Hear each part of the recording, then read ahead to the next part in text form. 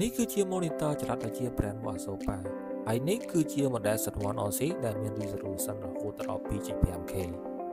ហើយនៅក្នុងប្រអប់ទៅពេលដែលគ្នាបើកមកអ្នកនឹងទទួលបាន monitor ចំនួន1ខ្សែសម្រាប់តបជាប់ចំនួន3ចំណែកឯ monitor របស់យើងវិញដែលវាមានតួរបស់វាផលិតចេញពី aluminum ចំណែកឯផ្នែកខាងក្រោយរបស់វាគឺយើងមានជើងបញ្ឈរដែលយើងអាចបិទបើកនៅពេលដែលយើងត្រូវការប្រើប្រាស់បានអញ្ចឹងអ្នកគ្នាគ្រាន់តែដល់ខ្សែចាប់ពី monitor ចេញពី laptop របស់វាទៅកាន់ monitor នេះគឺយើងអាចប្រើប្រាស់បានតែម្ដង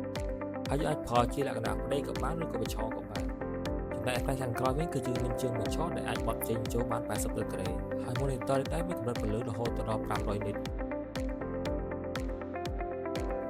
ហើយអ្នកទាំងអស់គ្នាក៏អាចប្រើបានជាមួយនឹងប្រភេទម៉ាស៊ីនហ្គេម Xbox, PS5 ហើយនិងប្រភេទម៉ាស៊ីនហ្គេមផ្សេងៗទៀតជាច្រើនផងដែរហើយបើសិនជាសត្វរបស់នេះប្រឆោតជាមួយនឹងមុខងារ Samsung DeX ក៏យើងអាចប្រើបានអស់គ្នា